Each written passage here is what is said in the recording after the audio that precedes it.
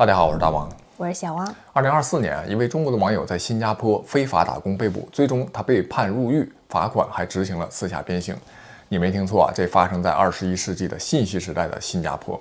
这不是电影情节，也不是网络传闻，而是他亲身经历过的一个真实的现代肉刑。他说啊，那4鞭打得他是一辈子都不敢再犯错了。这位网友啊，他文章里面还特意强调说，这是他去年亲身经历，没有任何的夸张和虚构，只想呈现真实的经历，让大家对新加坡的鞭刑有更多的了解。我们下面就简称这位网友叫小林哈。2024年的1月份，小林以旅游签证的身份来到新加坡，又因为各种诱惑，最后啊，小林选择用非法的身份在新加坡打工，就长期滞留了。大约5个月以后啊，在一次随机的检查里面，小林就被捕了。当时啊，小林还不以为意呢，想的就是罚点钱，坐几天牢，最多遣返。接下来就是一系列的押送、审讯和宣判。虽然跟律师交流的时候，这小林已经有了一定的心理准备，但在法庭上听到自己真的要被判4下鞭刑加2个月监禁的时候，极度的恐惧和震惊就充满了小林的大脑。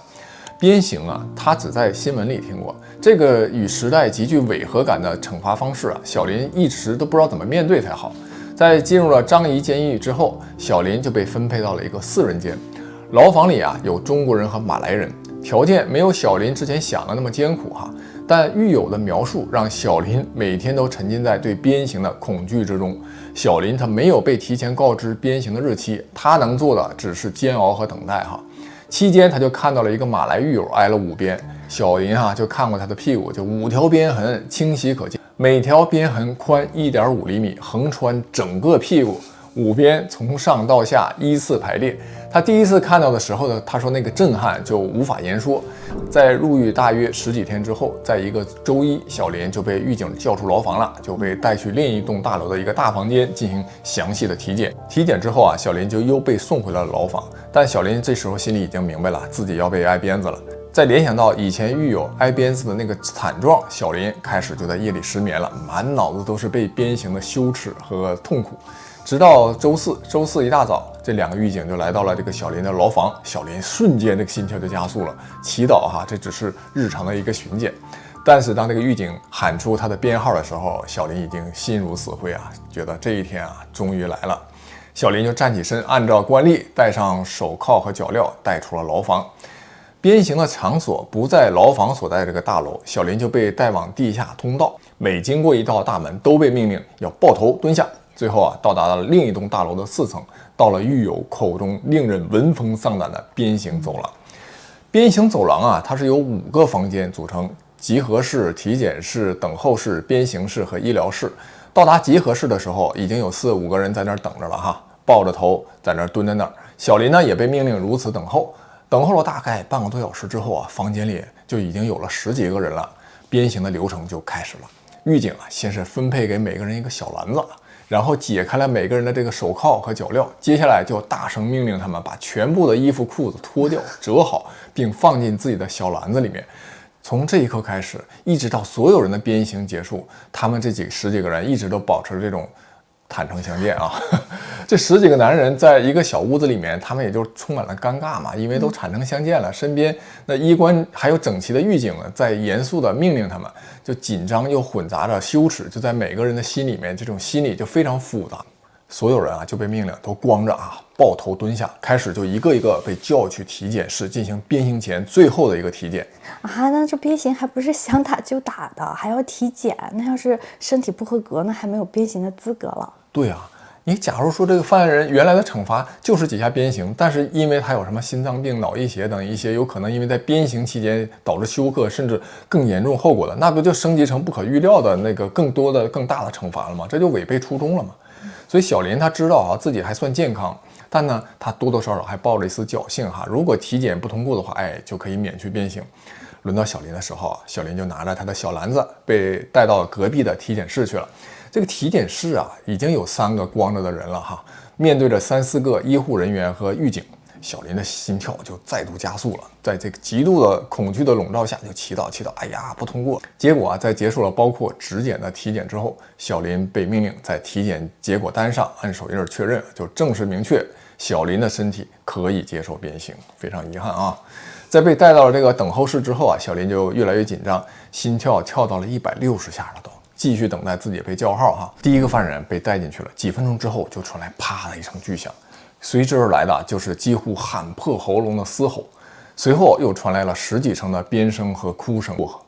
他身边的年轻的弟弟都被吓得哭了出来了，恐怖和惊惧就在所有人的脑子里蔓延。终于在7、8个人挨了鞭刑之后，终于叫到了小林的编号。小林又拿起他的小篮子，站起身，腿啊就不住的抖啊，全身也都在抖，然后跟随着狱警就进了鞭刑室。那是一个高房顶的大屋子，左手边就是一排桌子，后面呢坐着几个高级别的狱警，右边呢就是一个2米高的一个 A 字形的一个鞭刑架，以及桶子里呢放了一束刑鞭，就是藤条哈，就大拇指这么粗，然后有1米多长。旁边站着3、4个啊满身肌肉的执行官，几个医务人员，旁边还有几个狱警和摄影师啊，这摄影师应该就是留作一些证据或者记录一下。所以现在大家在网上还真能看到一些鞭刑的一些视频，可能就来自于此。至此啊，这个小林就被叫到了长桌的面前，然后就面对着高级别的狱警，他心脏他说就快跳出来了。除了极度的恐惧之外，最明显的感受就是毫无人道的这个羞耻感，因为在这么空旷的一个屋子里面，小林一个人被拎到前面，双手放在身体两侧啊，光着身子，10几个人的目光就聚集在他的身上，那小林浑身感觉发烫啊。接着这个狱警啊就报了小林的这个罪名、刑期以及鞭数，跟小林确认，并且体检证明之后啊，他下令执行鞭刑。小林就颤抖的腿被一个狱警拉到了鞭刑架的那个地方啊，小林就被命令站在踏板上，双腿完全并拢，双脚卡在一个凹槽里面，踏板呢还向前倾。然后小林啊就顺势趴在那个刑架的横杠上，横杠它是一个木质的，还有一个海绵的一个护垫啊，挺贴心的。小林就被要求双手抓住另一侧的横杠，一个狱警给小林的双手绑上了一个皮质的手铐，另外一个狱警给小林的双脚绑上皮质的脚镣，并且在小林的腰上固定了一个海绵垫，就防止鞭刑打到腰背。至此啊，这小林的上半身弯下成一个90度，双手呢又被拉紧，屁股翘高，用这种姿势啊，就准备迎接这个鞭刑哈。哎，这画面被你描述的有点那什么呀？就再打个暧昧的灯光，就更加不可描述了，是吧？这个时候，一个医生就过来了，用听诊器检查小林的心跳。他看那个小林啊，就喘着粗气，就问小林 ：“Are you okay? Are you okay?” 小林呢点了点头。OK 吗？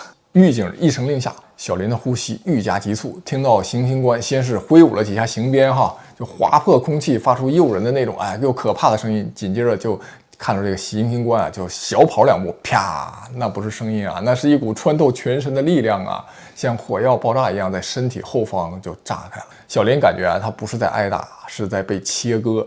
他就发了疯一样就嘶吼，先是感受到了那种爆炸式的疼痛，感受到了明显的皮肤被撕裂的痛感，紧接着就是火辣辣般燃烧的那种烫。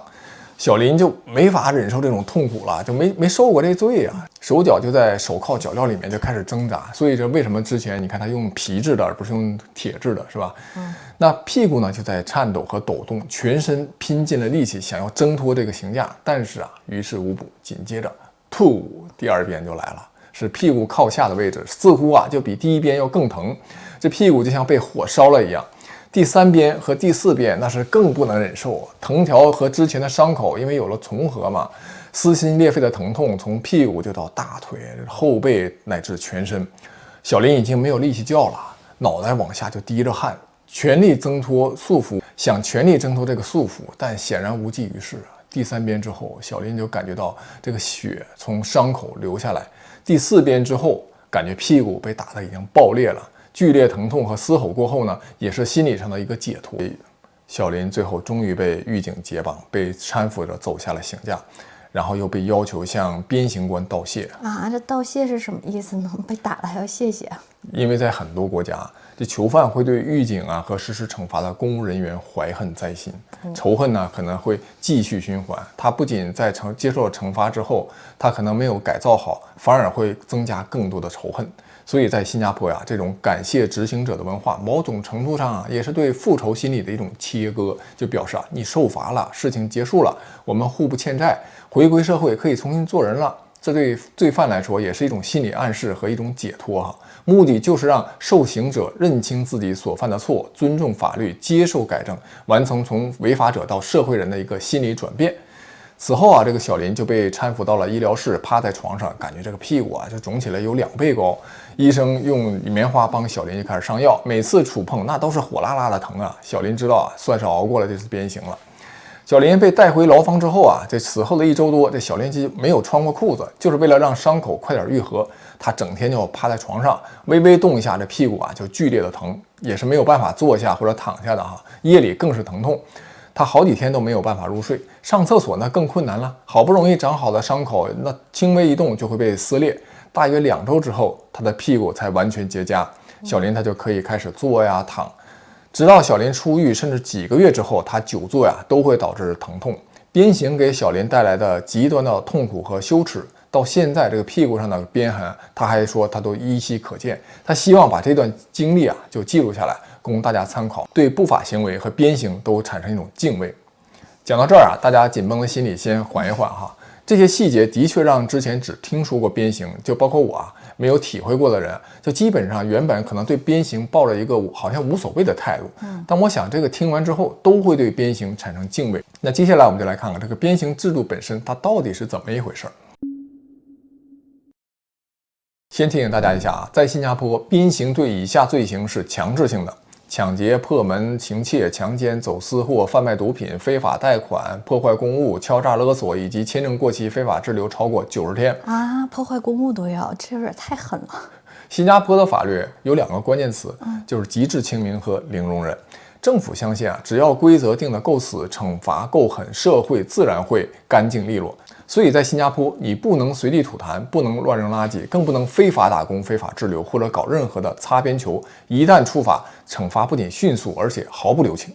第一次犯错也照样打，都不给人一点劝诫或者缓和的机会。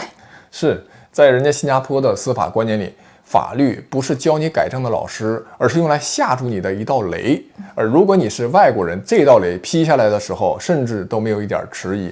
非法滞留、非法工作、轻微犯罪，可能面对的就是组合套餐：监禁加鞭刑加驱逐出境加永久禁止入境。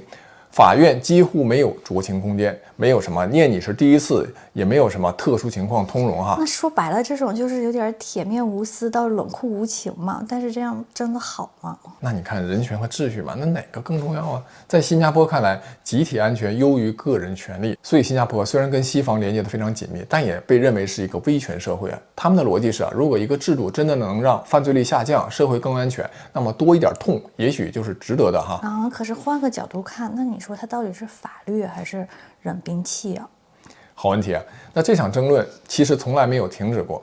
大多数的西方国家，尤其是欧盟，早在上个世纪末就废除了肉体惩罚。他们认为鞭打是对人格的羞辱，不属于文明社会应该有的惩罚。中国也是啊。那你说这肉体惩罚，都感觉以前封建社会才有。你就像我们看那个清朝电视剧里，不是老有什么五马分尸这种事儿，多恐怖啊！而新加坡呢，人家就坚持认为，就是说如果你害怕了，那他这个法律就成功了。鞭刑其实不是新加坡独有的啊，它还有亲戚，比如说马来西亚呀、文莱啊、印尼这些国家也沿用了殖民时期留下来的英式鞭刑制度。而在伊朗、沙特、苏丹，体罚呢就跟宗教律法有关系了。但即便如此啊，截止目前，全球正式保留鞭刑的国家已经不到10个了。可以说啊，新加坡已经是这个制度最后的孤岛之一。这个制度看来还挺长时间的，既然它一直存在，还是有一定道理的。但是我觉得就是说，就是它背后的这个道理，那你说那些制定者们不会想想它还适不适合2025年了吗？这个世界嘛，总有人信仰铁的秩序，也总有人更愿意相信温柔的制度。我们今天讲呢，不只是简单的对和错哈，我们只是把这套制度放在桌面上，大家来一起看一看它的真实模样哈。看起来确实很有秩序感，但底层的逻辑啊是代价和恐惧。大家怎么看待这种用痛感来维持秩序的方式？欢迎在评论区告诉我们。